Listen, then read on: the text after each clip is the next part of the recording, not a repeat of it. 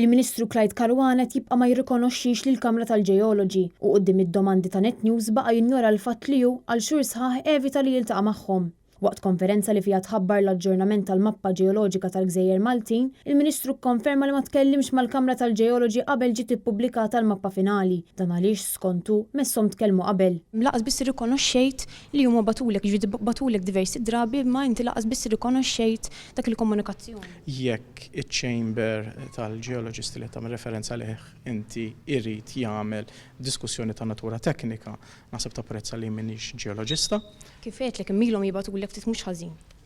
Xejn ma kien iżommhom illi f'dawk il-15 li kienet miftuħa il-konsultazzjoni kienu jagħmlu sottomissjoni. Ġifieri inti se tibqa' tirrifjuta li tiltaqa' magħhom. Kellhom l-opportunità li jagħmlu sottomissjoni tagħhom min-naħa tagħhom jew min-naħa tal-persuna. Anke jekk se jgħidulek li hemm xi żbalji. Iwa, il-persuna li tkellmet fil-medja xejn ma kien iżomma milli f'dak il-perjodu ta' konsultazzjoni kienet tagħmel is-sottomissjoni tagħha. Peter Gatt, il-President tal-Kamra tal-Ġeoloġi, ikkonferma ma' Net News li ma saret ebda konsultazzjoni mal-esperti Maltin u li ilhom jippruvaw jikkomunikaw mal-Ministru żmien twil, iżda qatt ma rċevew risposta. Aħna bħala Kamra tal-Ġeoloġi nirrappreżentaw il-ġeoloġi Maltin, però ma ġejniex ikkonsultati meta kienet qiegħda ssir din mappa. Il-Ministru Caruana min-naħa tiegħu baqa' jtenni li fil-ġimagħtejn ċans li kienu miftuħin għal konsultazzjoni l-Kamra tal-Ġeoloġi kellha titkellem mal-Gvern. Se tibqa' ma tiltaqax magħhom anke jekk issa jgħidulek li huma jixtiequ jiltaqgħu.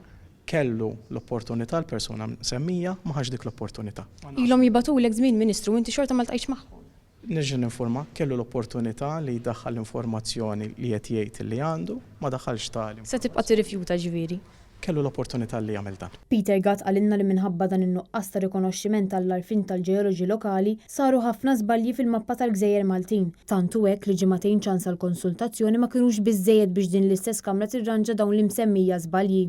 Hija ċara illi min għamel din mappa ma tax każ il-pubblikazzjonijiet li saru f'dawn l-aħħar 20 sena speċjalment ukoll ta' ġeoloġi Maltin.